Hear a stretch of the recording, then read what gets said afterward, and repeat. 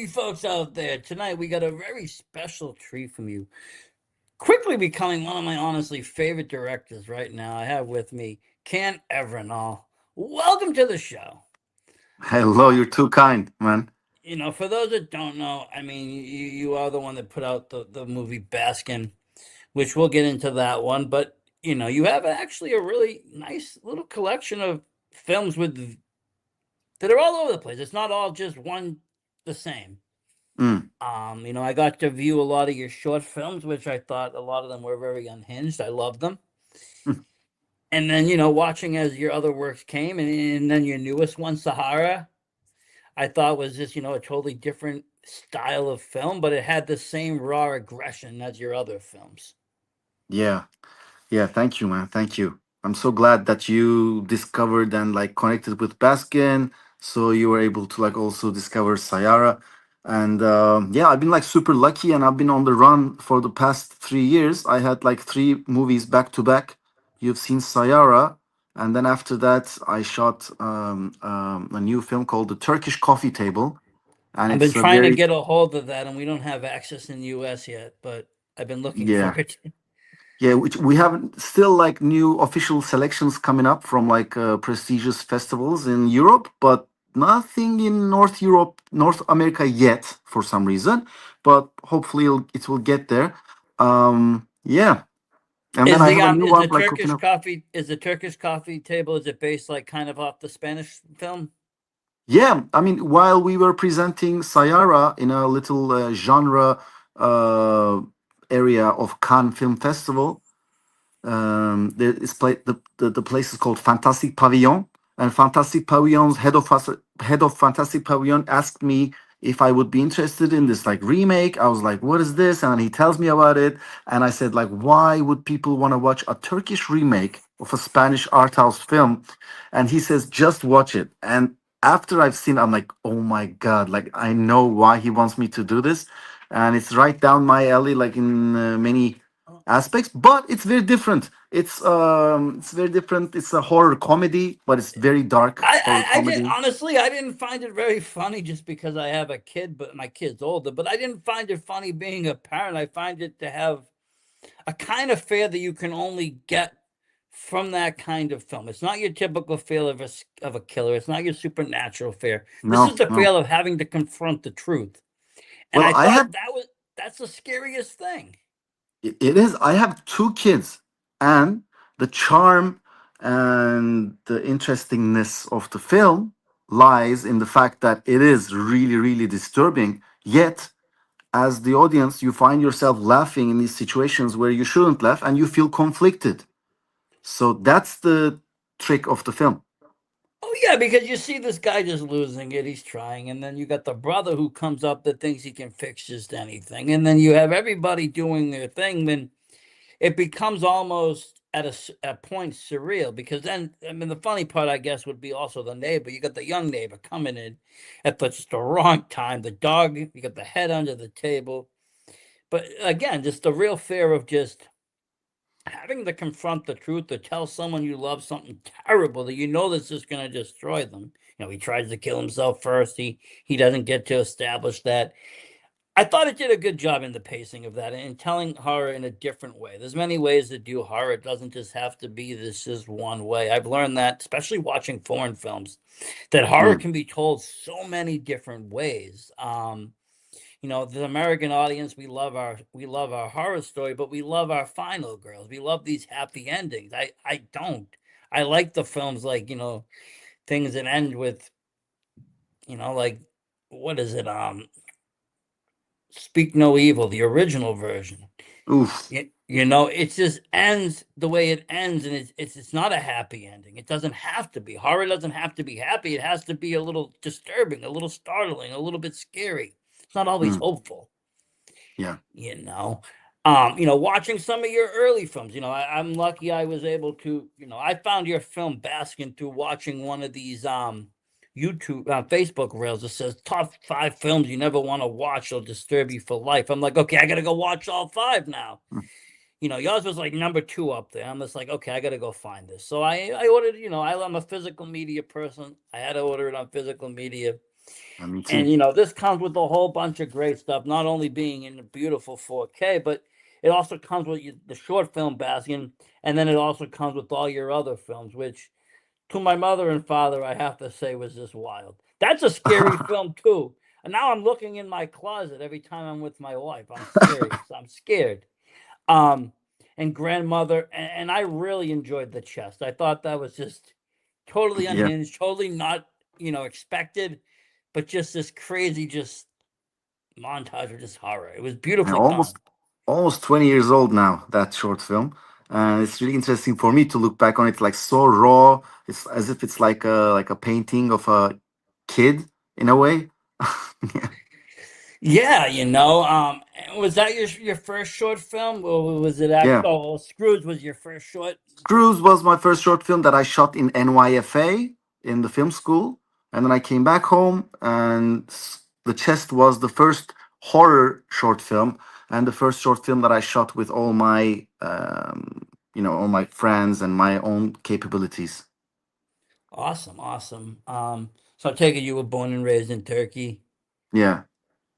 Very good, very In good. Istanbul. Born and raised in Istanbul, but I spent like a good on and off 10 years in the UK. I went there to study undergrad, and then I did some masters in London just to get my foot in there and spend some time in London, one of the most beautiful cities in the world. Yeah, and then I And came back here. I have two kids now, and yeah, I was gonna say you also speak very good English too. yeah, thank you. But no, going over there must have been kind of nice too, because London has a rich culture, good film culture too. True, Um, yeah. cinema. But that's kind of what got me. Like I said, you watch a lot of American films, but then you realize either these films in America have been remade or they're just not doing it. J horror is very big. I think Japanese versions of their films are much scarier than the American counterparts. And a lot of the films don't even get made into American films. But again, coming into the Turkish horror scene and finding films like this, watching the short film after, I will talk the short film first. I thought was brilliant done because you have, almost you don't really know what it is. It starts off almost like an action scene. You see cops, you see, macho cops, macho men. They look tough. They're not your typical police. They look like, maybe even dirty cops. I don't know. But they're going to a scene. They're going to a place, and it's just all of a sudden it goes into a different direction. And that, in the original they call him saying this, and you see the earlier cops throwing people out. But as they dive deeper, something's wrong. And then and when you made it into the feature, it's a little bit, the pacing's different. So, you have a lot more going on. And just, I think again, just I really enjoy the cast you chose for. I think they, like I said, they feel like they're real police. Feel like they're just police officers. You were like, hey, I'm making a film. You guys want to be part of. They were very authentic feeling as being like I could see these guys being, older, retired, almost ready to retire police, doing their job every day. They've seen a lot of shit. They have fun, they can laugh at themselves, but they necessarily don't take shit from other people as he beats the waiter, He doesn't want to let him make fun of him, but everybody else can make fun of him at the table. Yeah. And it kind of establishes what these people will accept and not accept, and then they go into a world that they're just not prepared to go to. Now, you came up and you wrote this yourself as well. I mean, what had to inspire you of these visions of hell, or what this black ritual, black mass would look like? Well, it's we yeah, I wrote it, but I had like three co-writers, four of us. We were more like a film buff group than co-writers, but like it was just like a mix match of all the things that have been accumulating since childhood, and I never thought that I would be a filmmaker. And and even now, I'm kind of like, I'm kind of staying away from the main industry. I'm trying to be independent, and the line between independent and mainstream has gone like bonkers in the lately. So, I always remember that Johnny Cash movie with Joaquin Phoenix. When they go to that agent, and he plays them this thing, and the agent says, I've listened to this time many times. How about like you've been like on the side of the road in a canal lying about to die, and you had one song to sing to make everybody feel, and God let God feel what you like felt in this world. What would you sing? So that's the kind of mentality I did this film with. Like maybe it's gonna be my last film, and I think honestly, I think since then I've been making all my films like this. Like, what if this is my last film, and let me pour whatever I have to scream about in it. So the cops, I'm glad you thought they were authentic, and yeah, we tried to make them like tough guys, because over here the big one of like police and law enforcement is one of the big taboos here. You don't really fuck Yeah. around, Yeah, you and don't. it's really difficult different from the western world. Unfortunately, bribery here is like a huge like common thing. It's not even hidden or secret. And cops usually they are like they like maybe City of God and those kind of Brazilian and Mexican movies would give you like a similar feeling. Yeah, I mean, I got family in Italy. I could see the small town Italian doing the same Yeah, thing. Anywhere where it's kind of small, they're gonna take bribes. I had friends, South America, the police, they want yeah. money. They don't get paid a lot. Sometimes Also, they also take the there was money. this. Yeah, so it's like an accumulation of like from Hellraiser to everything. Like there's so much that I can talk about here that you and I would geek on for sure. But to give a nice, interesting trivia, there was this one short film that really like tipped the scales for me to like really pushed me to like make this. It's a Brazilian short film by this awesome director called Denilson Ramalho. And at the time, with To My Mother and Father, I went to Austin Fantastic Fest, and this guy was there with this crazy Brazilian horror short film called Ninjas. And it's about a group of cops just doing some black magic ritual on the newcomer youngster of the bunch, and it involved like some torture and shit. And I was like, fuck, that really like pushed me to do this like film with cops. And at the time in Turkey, there were lots of like there were riots against the police and everything. And it was almost like those French movies, like clashing with the police every other weekend. Yeah. And so it was an accumulation of all that, I think. And also French new wave of horror, like Frontiers, uh, Inside, L'Intérieur, Martyrs, all Martyrs, of those. High Yeah. Tension. Also, Alexandra Aja going to Hollywood and doing Hills Have Eyes. And what me watching that at the age of like 26, 27, I was like, and it really Well, gave yeah. me, I've recently watched all four of the films you said. I actually bought a nice box set from Umbrella, and it came with all four. And oh, Anatomy of a female, I think too. Is that the name? But you know, Frontiers, Martyrs, High Tension. These are mind blowing movies because they take things to the extreme. That's why I think it was called the Extremities Collection. But is it for everybody? No, but it shows what the camera can do. I mean, I'm a big fan of like, Cannibal Holocaust, one of my favorite films. But at yeah, the me too. time, he took that film to the most extreme spot. It landed him in jail. Mm, People were arresting him thinking he actually killed people because the lines were so blurred. But the camera is a canvas, and you can put what you want on there. It doesn't have to be under any standard. It's a film. Sometimes they're art house films, yes, but there's someone's expression, some way to go out there. So I don't mind the extreme stuff. There's a reason why they exist.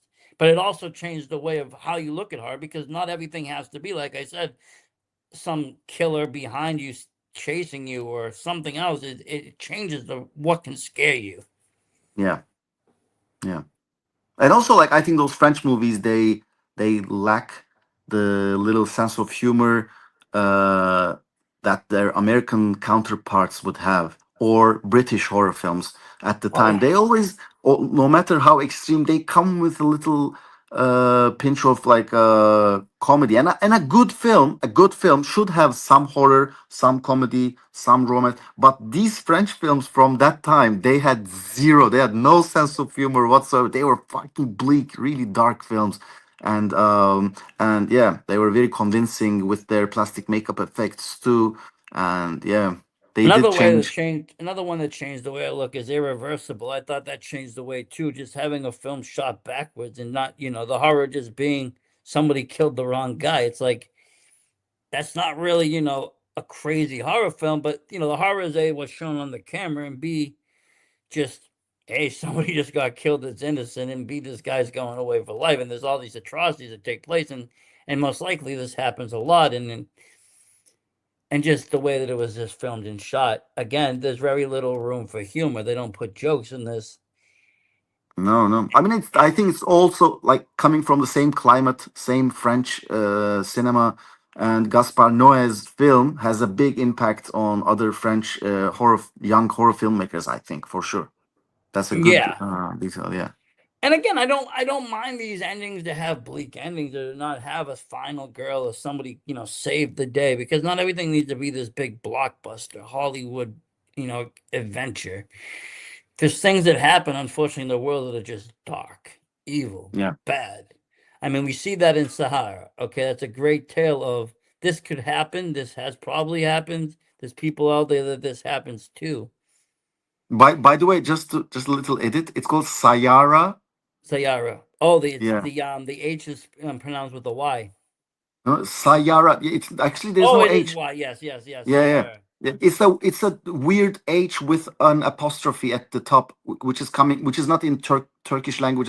It's coming from Turkmen, which is because the lead actress the lead character, sorry, is a Turkmen immigrant from Turkmenistan, which is a different country. Yep. So and yeah, they have that weird letter Y. Nice, nice. And I really enjoyed that film too. Again, we'll talk a little bit about that a little later. I want to talk about some of the other films that came after, but um, that had a totally different style in a more almost realism way that it's not so surreal or just going on.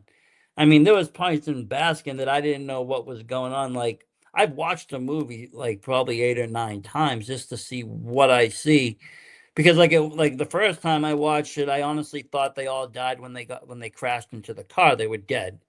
And Mm. everything after that landed them in hell. And then I watched it again. I was like, okay, maybe they survived that, but that's what leads them into this hell. And then I was like, maybe they've been there all along. Then I'm like, well, maybe the beginning is just the ending. The ending might just be the beginning. We might be on a cycle.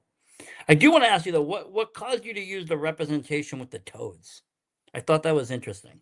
That it's really interesting that it connected with so many people, like all the countries that I go to screenings at, on the Q&As or like these podcasts, like people bring this up so much, like it's very Really? interesting. I never thought it was a big thing at the time. I just thought that frogs are doom bringers in mythology, and I kind of like do my films in a very intuitive way, if you will. So maybe it's from my like RPG role playing game days, because there's always this big giant toad, which is a scary figure. Also, like some hallucinogenic drugs, some hallucinations kind of start with toads, and I had a personal experience very coincidentally, like where I had like all these toads coming from everywhere, and The they venom, kind yeah. of like leaked into it, and it's a slippery animal, kind of like okay, we're like going to the swamps, or we're going to a different climate, kind of like a idea, and so it just felt like the right kind of animal to use, and I love films that use animals, and I thought like frog hunters era. I always thought like the building in Baskin is like Mordor, Yep. and and in the book Tolkien describes, as you approach to Mordor, you see people change, you see towns change, different animals, weirder like facial features. So like those frogs were kind of like, I think, my contribution into like creating something like that. Because by that point, the world had already slowly, slowly, slowly leaked into that initial, diner they're in. Because there's the one solo frog in the bathroom that it just kind of comes Yeah, to yeah, and kind of also just like in foretell. South American culture, like they lick frogs in some rituals. Like it's all Yeah. over the world. It's like a global thing, like in human history, like to use frogs with like with dream logic, whatever, like there's something nightmarish about that. No, I like that. I like the whole thing because it didn't use traditional, like, you've seen other movies with, satanic rituals and black mass and this, and it's mostly just based off of Christian mythology where you have some goat in the middle and this and that. But yours was very distinctive. It didn't really have any denomination. You just knew what was going in there was opening a portal to hell. There Yeah, was it was. no explanation. You didn't need no symmetry, symbols, nothing. You knew whatever was going on there was pure evil. Yeah, I mean, I was kind of like trying to create the opposite of that masculine, macho, hierarchy world that we start the movie with those five cops. The more sexually toxic, if you will, the more sexually brutal their attitude and their the way they speak is, the more sexually ambiguous and deviant their the wall that they like crashed against was. So I was trying to create what is against in the other side of the spectrum to all this like hierarchy and everything, like devoid of religion, devoid of Islam, devoid of Turkish cultural values or whatever. So this is the opposite. So I think like horror films many times, be it a monster or be it a horrific situation, by creating this villain or by creating this darkness, they kind of try to tell you about their own culture, their own self. Yep. Like when I was a film student, I was going through the fantastic film books, and I found this book called Monsters. Okay, and then I turned the first page, say, "What is a monster?" I'm like, "Fuck, this is like, come on, like this is too much. This is trying to be too artsy fartsy. What is a monster?" But then I thought, yeah, what is a monster? Because like, however you want to define it, you're gonna leave some other monsters out. Is it a robot? Is it an alien? Is it a human? So it Some says people think there's human monsters. Some people, yeah, real exactly. monsters. It all depends. It's Hannibal Lecter, or like like it's Henry from Portrait of a Serial Killer, or it's Alien. So in the book it says monster is that which is not you. So every country, every film, every story, every myth talks about the monster, and from the opposite of that monster you get hints about that culture or that person or those like people. So that's the kind of approach I had, I think, and that's what I love about horror films.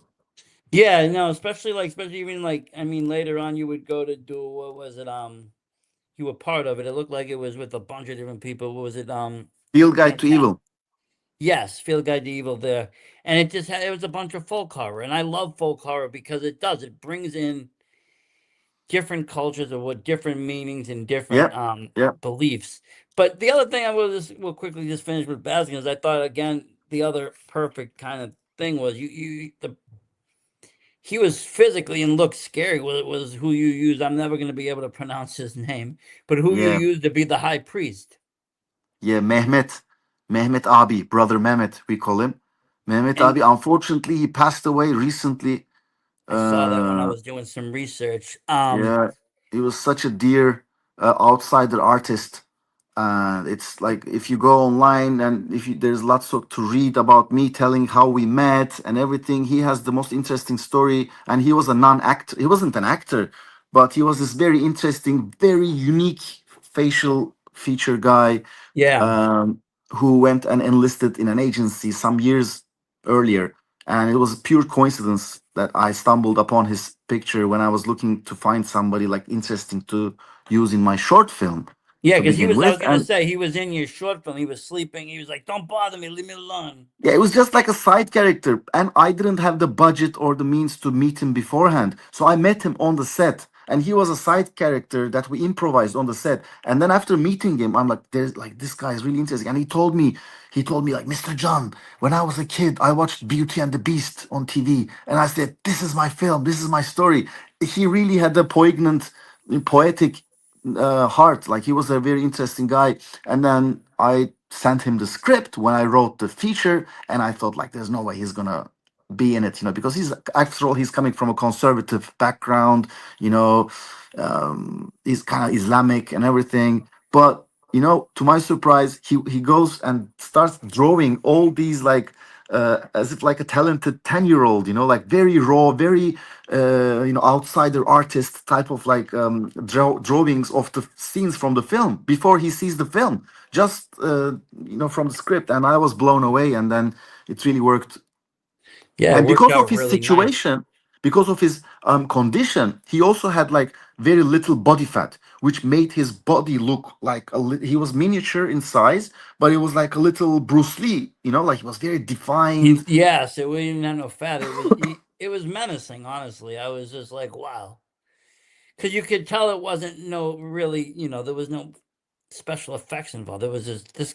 This is Yeah, wow. yeah, yeah. It just works, and it worked in like a good way because the other thing that worked is he wasn't loud or anything. He was so soft spoken and very kind and just, come, my child, listen to me. Let me open your heart. Being very friendly too, almost a father to a lot of the people there. And I made him like, I told him to watch Total Recall. You remember Quato? Come, Yep. he says, open your mind. Like the way he speaks. Also, the Turkish dubbing of that character is even better than the original. The way he speaks, you know. So that was always at the back of my head. And Colonel Kurtz from Apocalypse Now. I Yep. told brother Mehmet to watch that and act like with that demeanor, and it really helped. Yeah. No, like I said, just the perfect storm. Even all these years later, like I said, it still holds up today with horror for people that haven't seen it, or even people that have it. It's always worth a rewatch because there is so much to kind of look at with the symbology and everything else that takes place. Plus, the overall story is just, it's not something that you're used to seeing Mm. on cinema. It's a different kind of story. It's a different kind of satanic nightmare or a hellish nightmare. It's much different. And then you went on and you wrote The Woman Without a Mouth. Was that after that? The girl after Baskin, my sophomore feature was Housewife, a crazy Oh, film called Housewife. Yes, Housewife. I watched that one. That was great. I thought that was just wild. It reminded me of, it was horror, but it was also had the sci-fi feature. It had a little bit of everything. And Yeah. you see the tentacles, you think maybe Cthulhu, you think a lot of different things. Yeah, like I was like super, I was like drunk of the success, the little success of Baskin, and I just went to town with it. I just really went crazy with Housewife. It's kind of like my love letter to supernatural giallos, or Yeah. like there's some Cronenberg there, this, that. Like it was a mixed match, and yeah, it's a very flawed film. But I think, especially coming from this side of the world, which is super rare in English language with different accents, really really weird attraction. And then my third film was this post-apocalyptic kids on a mission movie called The Girl with No The Mouth. girl, But it yes. wasn't it wasn't a horror film, it wasn't a kiddie film, it was something so in between. It was like an art house fairy tale. Almost like So a it, cyberpunk movie. It was good though. It was different. I mean, I'm glad you liked it. Like many of my friends who watch it say it's their, many of my non-horror friends who watch that film, they say it's their favorite film of mine. But the horror festivals and horror community that really liked Baskin and Housewife didn't really embrace that film, and then it didn't really go anywhere. And then while it was being a little successful back at home, the pandemic hits, and that movie's kind of is like my lost film in a way. It wasn't like on, like it was, I think, DVD very briefly in US. You can still find it. It was on demand, like only print on demand type of Blu-ray situation. Yeah, I But think I can buy it digitally. I've seen it for sale in yeah, some yeah. places, but And after then we and then started, I had like, yeah. Okay. Anyway, yeah. Not to get hold of, yeah. no, I was gonna say after we started talking, I tried to find as many films in either print or in digitally as I could. Um, but I think you can still with order, like if it will also, it will be cool if you give me feedback on like if you still can order it or not, because there's this Canadian company called IndieCan, small company. They really liked the film and they gave it a very very small release, and they only print and send you a copy on demand, like if you ask, or maybe like now they don't anymore, but like, yeah. I'll have to take a look and see what I can find. Because I mean, obviously I have a region, multi-region Blu-ray players. I can play all foreign films too. Yeah, yeah. Because You have to have otherwise, one multi-regional you player. do. Yeah, You have to nowadays. It's not like VHS where you could just put it in. You gotta. yeah, Some of them are different, and some places only allow certain movies out, and some places movies are banned. So it's better just yeah. to have the all regions. I mean, if you're a film buff, it's always been like that. It's always like region A, Yeah. region B. You know, like you never get all the stuff from the single region. Never. No, and I end up owning multiple versions of the same film because I end up getting different releases from different Yeah, companies because those release a special edition with other yeah. features, and then I end up with just too many videos.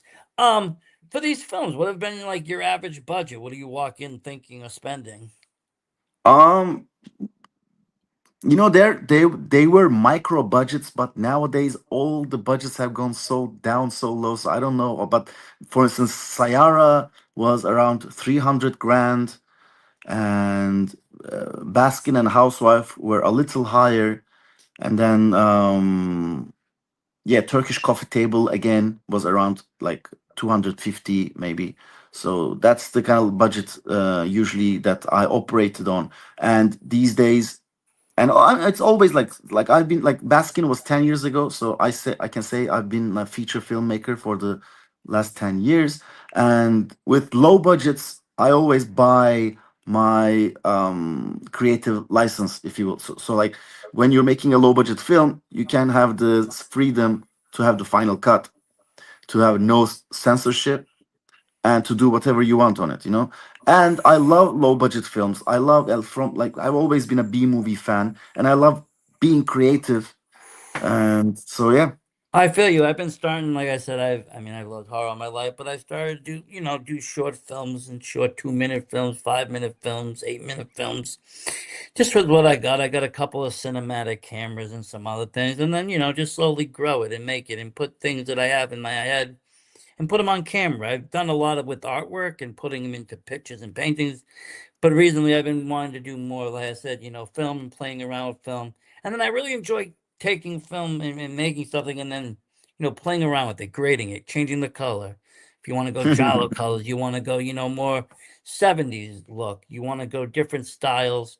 I like shooting on vintage stuff like 16 millimeter, 8 millimeter, even. It gives this raw feeling, especially when horror was just it was different. Like I appreciate all the 4K. I think it's great, but something about watching something, you know, when everything is kind of blurred, the colors aren't crisp, the darks and the blacks and everything's almost green and everything's a little bit weird and everything's a little fuzzy. It looks a little bit more scarier. It gives you a little bit more tone. It's not so perfect.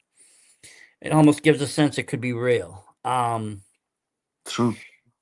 But I do appreciate all the restorations that take place though too. Like I said, when I got Baskin, I was happy that it came already in 4K. And when you get, things like this, you get all the special features. And then again, what really sells me is when people put their short films. I'm a big short film person, anthology horror film person. I like that kind of vibe where you watch a bunch of movies, whether they're connected or semi-connected, but it gives you kind of a palette. And that's what you did in the Field Guide. You were part of that. You got to bring some story to that, and that was a Yeah. fun movie. That was a fun little, anthology. I thought, something different, not your typical, horror. Because again, it's folk horror. Some people don't like folk horror. I personally do. I think it gives you a good insight into what scares all the cultures, or what motivates them, or what they believe in. And I'm interested in that sort of thing. Yeah, I mean like maybe that particular anthology was like maybe one or two short films too long, but Yeah, it was a long yeah. film. Yeah, maybe 8 short films is too a bit too long, but like I was so proud to be in that lineup with such amazing filmmakers there, like Yanis Veslemes, and the duo from Austria, amazing Goodnight Mommy directors, Yep. Peter Strickland, and the American Calvin Reeder, like they're so good. They're all very Yeah, good. And no, and Catherine Gebe from Germany is awesome. you fit right in there. You mean you were right there. It worked, and I thought it was. Yes, it was a little long. Um, that can happen with any movie, but maybe if it was like 7 films or 6, but Yeah, you could have even spun off and made part 2 if you got other directors involved. yeah, But overall, every story was meaningful, and the stories were good. It didn't. The fact that it went long didn't take away from each individual story, especially if you watch it just as story to story, or you take breaks or you do whatever, yeah, yeah. because you don't really need to connect all the dots. It's not that kind. Everything's kind of a Exactly. You separate can just, entity. yeah, it's like Del Toro's Cabinet of Curiosities. Like it's like 8 different segments, like almost like 8 mini series. Yeah, and I like that. And when you have the different directors, you get a little bit of different of their style Yeah, and what they bring and their style of horror. Kind of like the creep show effect. There was a lot of, so everybody's a little bit of roles in that and what people brought. And in other anthologies down the line that would come. I like that kind of stuff. And like you said, the girl with no mouth, it's not a horror, but it shows what you can do. It shows that you're not a one trick pony, that you don't just can't just do horror. You can do other genres. You can make something more or less visceral. You can add less or more gore. Gore didn't, there was a lot of gore in Baskin. Sayara, there was gore, but it was different gore. It was yeah, realistic gore. It wasn't just, pounds of flesh rotting away. yeah, But that yeah. I mean, movie there, Sayara, reminded me a lot of Martyrs because of the way the violence was shown. It was very real. If somebody had this anger towards somebody, this is how they would act. yeah, And, yeah, and in most of the violent scenes, almost all of them, came from emotion. Sayara's emotion could be seen in her face, the anger, the hatred, but it was all emotional. There was no like sense. She had her, training, but there was no sense of what she was going to stop. She just kept going. And yeah. watching then the decline of the main protagonist there, just kind of laughing the whole time and losing his mind as he's watching everybody just get killed. It's menacing. I'm glad you dig it, and the idea was to kind of bring a bit of that Gaspar Noé irreversible French New Extremity way into it, and also like this Australian film called Snowtown Murders. I don't know if you've seen that film, or this super disturbing movie called Kinatai. Um, hold on. Let me see if it's here. Yeah, Oh, okay. Kinatai. This movie, um, when um, when Tarantino was the head of Cannes Film Festival jury, they gave this movie an award, but it was so bleak, like nobody really heard about this, and I wanted to bring some of that into this martial arts revenge story because I don't have the fancy martial arts stuff, and not only I didn't have the budget for it, but I didn't want to go that way. I wanted to go really low key, very dark, and very primal with the revenge. And like even Joker in Joaquin Phoenix Joker, like he kind of spares the small person, the midget. He spares the midget, like when, but no, like in Sayara, nobody gets saved. Like once you turn on the revenge switch, you don't care who's right, who's wrong. Like just like Kaiser Soze from Usual Suspects. So that was the idea.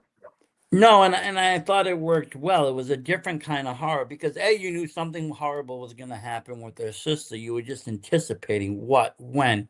You saw the kind of girl she was, the things she was saying to this guy, you know, and then you see her with all these guys. And again, using very strong characters for your roles without even saying words, they look like disgusting kind of, you know, political kind of gangsters that would again fit the role perfectly. And they're here, talking about this woman as an object. Let us beat her. Let us do this. and we know what's coming. She's sneaking on, and we know it's not going to end well. Yeah. But how bad is it going to end? How will it end? And and we get a little glimmer of hope because you see her making little jokes, or they're talking with her. But then the sister goes a little more crazy, and she does the stabbing. And once you see the stabbing, this is not going to end well. Yeah. And so you then you see what's going to come. And again, hard to watch for some. Again, everybody, depending on their life trauma, everything can be hard or not hard to watch. But I try to I try to shut emotion down when I watch on some extent, and just know that it's cinematic. But some things do touch, some things are hard, some things, bring out emotion. Even trying not to, you know. And in some sense, again, it felt real because you have these, people in there that had nothing to do with it except just be there. And then you had full participation. And it's like, again, once that revenge switch on, it doesn't really matter. Innocence doesn't equal anything. And, you know, it keeps showing back to her father, which I attribute to him being some kind of maybe anti-political warrior or something, because they Yeah. knew of him. The people mentioned, they were like, she's a daughter of who, I mean, and they at some point, we see a photo of her father shaking hands with Putin. So we know like he's kind of like a deep state Putin.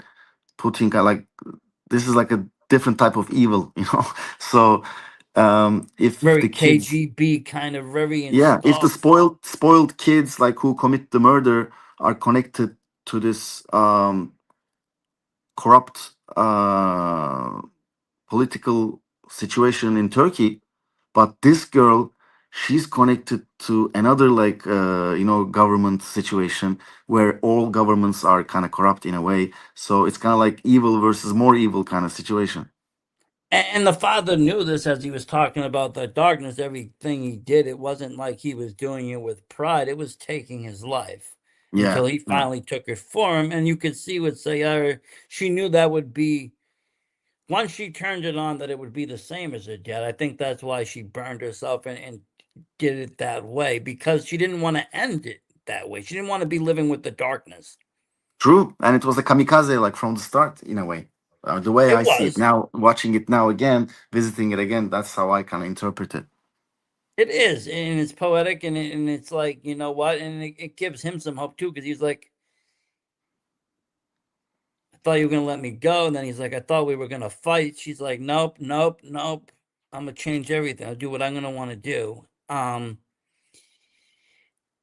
again, her just the violence was real. That's what I think makes it so visceral. Is the violence wasn't over the top. It was very real. It would be how people would fight. Yeah, yeah. I'm glad It you think wasn't that way. Hollywood style fighting. It was very real fighting. And when people are angry and that emotion shows, they go over the top. That's why you get all, 30, 40 punches until someone's caved in. It's because of all the raw extra emotion. Yeah, exactly. But it makes for, like I said, different kind of gore than, the Baskin film, which had, you know, well, besides the sexual gore and all the scenes and the eyes and people with no eyes and all of that, you had just a very kind of almost living set. Things felt alive. The walls felt alive. Everything kind of felt just like you said, like you entered into the, like you mentioned Hellraiser, like when that Hellraiser bell tones and you see the world change. It's kind of like that's the world you're in now. It's totally different, almost like a Silent Hill when Yeah, they switch it yeah, on. It's and the whole world feels alive. You feel closer and closer to that gate of hell as you walk or delve deeper into that whole movie. But this was, like I said, much different kind of um gore, because the gore was realistic blood. And I am, and like I said, now I'm really interested to see what you do with the Turkish coffee table, because that had, it had minimal gore except what was necessary, but all the storytelling, all the horror came from the So hold on, suspense. hold on. You watched the original film, right? You watched the Yes, original Spanish film. Okay, yeah. okay, cool, cool. I watched that not too long ago too. Again, I watched Yeah. it a while, and then I watched it again because and then I was trying to look for the Turkish one, and then that's when I ran into all sorts of walls. Can't find it nowhere, streaming, nothing. I'm like, okay, give it It's some time. coming up. Give it some more time. It's coming up. Like there's a distributor or two who are interested. It's just like a matter of time. But yeah, No, and then like I said, that was totally a different style of horror film, and I could see where you could really thrive in directing something like that or remaking something like that, because with your style and what you bring to the table, it's going to change the whole psychological horror realm of it. Because you have your own style of psychological horror rather than other directors. Every director has their own, thank you. but yours is, certain ways, certain keys, certain things in Baskin, certain things in all your other films that are ways of getting people to be scared without using the jump scare effect. Yeah, that's always been like a part of the mission from the start. So it's like to use not so much like jump scares and to. I mean, I don't really enjoy jump scares, but every now and then when you use it the right way, like bring her back or weapons, this year, like if you use it the way they use it, okay, then it's a beautiful thing. But if you just like rely on jump scares and make it shallow, then it sucks. Well, and that's the thing. I mean, jump scares are easily avoidable. You can close your eyes, not see them. Just they're coming by sound, so you can just turn your eyes. If you do psychological horror and make people think, they're going to go to bed that night and not be able to sleep. It doesn't matter what they seen on the screen; it's what they Yeah, heard. it's best to combine them both, like I think like the best movies, I think, combine them like in the right gusto. Well, yeah, and I like when they kind of blend them in weird ways. Like, I mean, Cannibal Holocaust, has some horrific scenes, but then it has a beautiful soundtrack that just makes it, well, it's kind of peaceful if you just listen to the music.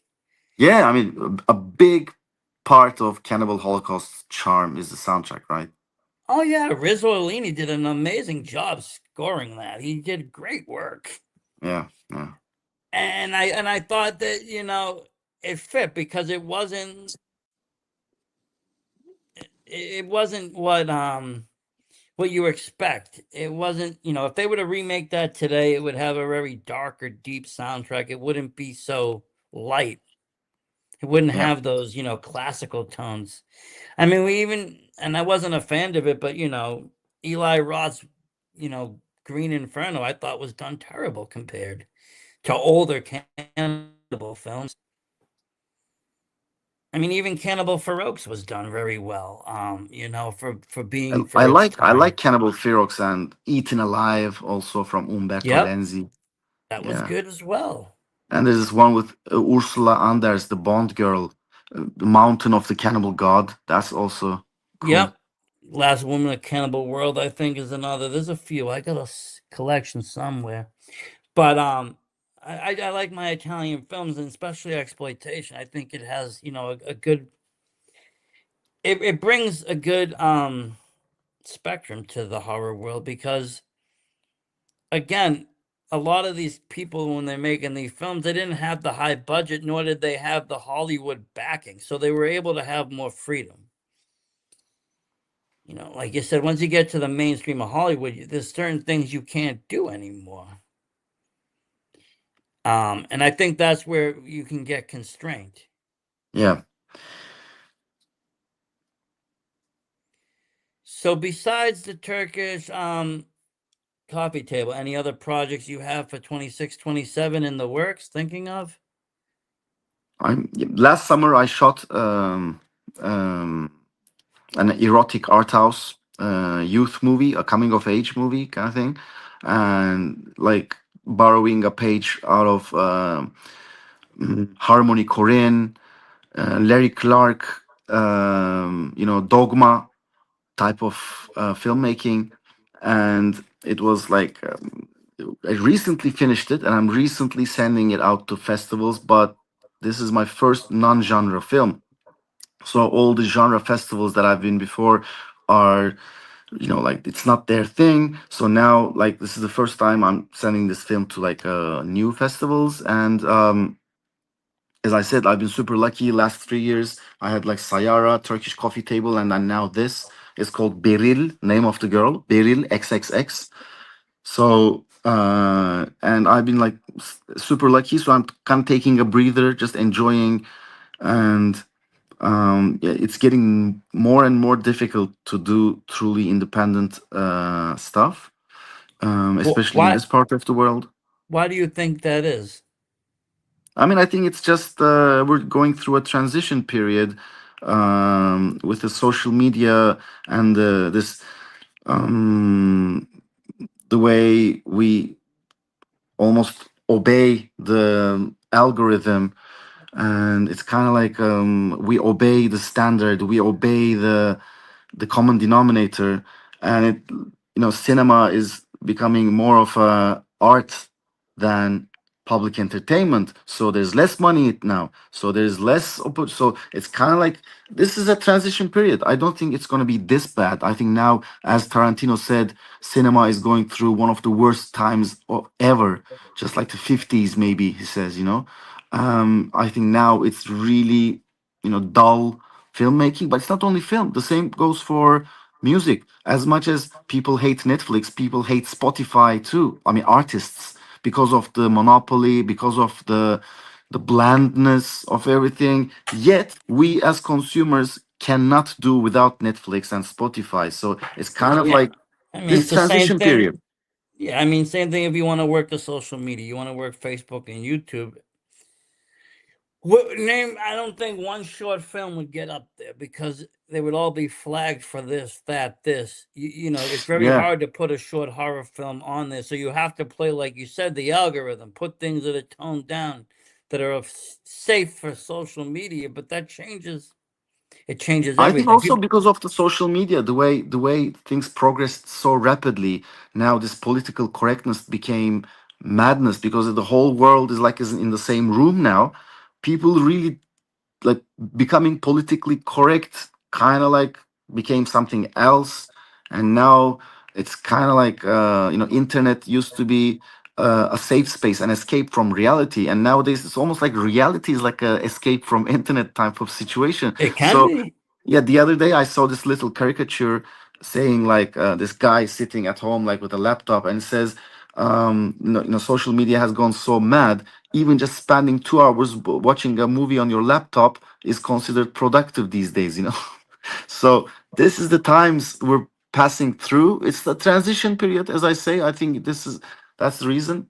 Yeah, There we will be need a more. We need more movies like Necromantic and stuff to shock the culture, get people true. back to thinking crazy. Yeah, I Okay, love it. I'm a very I big love it. fan of the German films too because I think they bring in a whole different lore and a different But style. honestly, if you talk to a German person, you'll also get lots of complaints because Necromantic and a couple other German movies, they're just blips in the whole thing. Like they're just Well, they're just they're the not. ones that got the major distribution. The other ones didn't, and that's the I mean, thing. Germany, different than Italy, different than England. Germany sucks in fantastic film. My German friends complain as much as I do, because they're like, why? Why? Because Germany is amazing in art, every kind of arts and literature and music. But when it comes to horror films, yes, there are some amazing horror films, but why not like an Italian wave? Why not like like a French wave? Why not like some English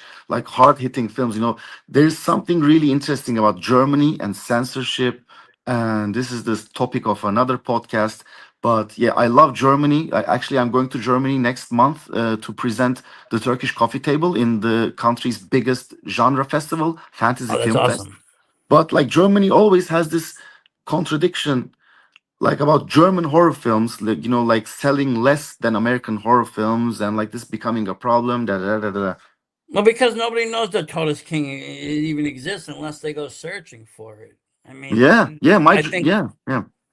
the thing is up until recent, a lot of the major distributors, if it wasn't for like places like Arrow Video and stuff that would, repackage these videos and sell them to an American market, I wouldn't be able to find them unless they're online or streaming.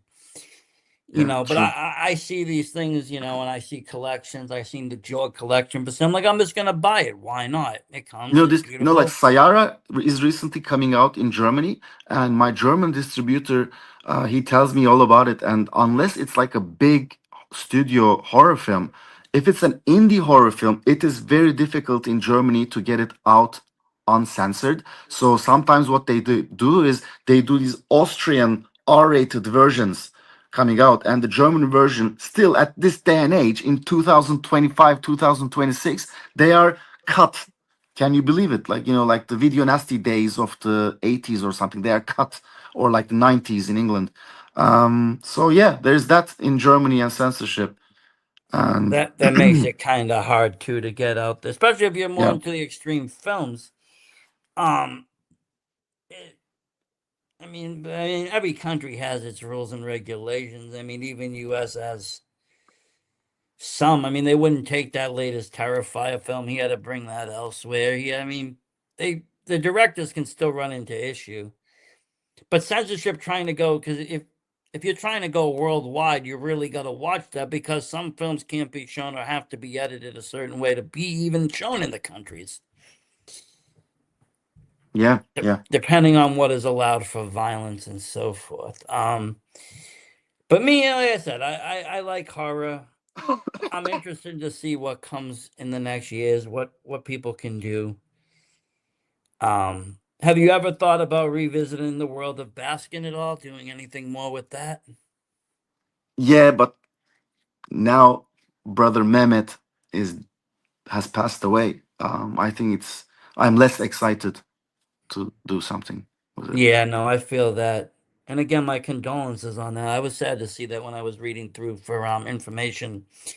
So again, I Yeah, mean, thank you. he might have not have been like the major star of the film, but he brought in a sense of the film that, He hey, kind of is. He kind of is. Yeah, he yeah. is. He Right. is. He is. Like, yes, you can say the police are the stars, or the young boy there that was the star, but then he is a star too. Once you get to a certain point, True. Yeah. and me, I always like the villain, anyways. But like I said, it was just he brought a sense of realism to the film that even took it to the next level of where it already was before he came on stage. And I was happy to see him because I had watched the film before I watched the short. So I was kind of like, oh, there he is when I watched the short film because then he was there sleeping, like, leave me alone, leave me alone. I was like, oh, that's the same guy. Yeah. And I like that kind of, work. And I like to see that you took the short and made it into a feature because, like I said, it's become one of my favorite feature films. And I wanted to say thank you for taking the time. I know you're busy. Doing things, family life, everything else, to take the time to come on, talk horror with me, get Thank to you know so you a little much, bit man. better. I love these like I'm always a horror fan first, So this kind of like connections matter to me, and I really enjoy it. Thank you so much. Thank you. And I said, keep in touch. We'll be keeping in touch. Let me know when some of these films are gonna hit US or where I can find them through distributors. I'll buy foreign versions because I can watch them. So well, keep All me in right, touch. Keep me awesome. posted. Will Thank do. you very much. And thank you everybody at home for watching. If you haven't already, check out Bastion, check out Sayara, check out some of these films. Let us know what you think in the comments. And as always, stay spooky. Sachi out. Like and subscribe.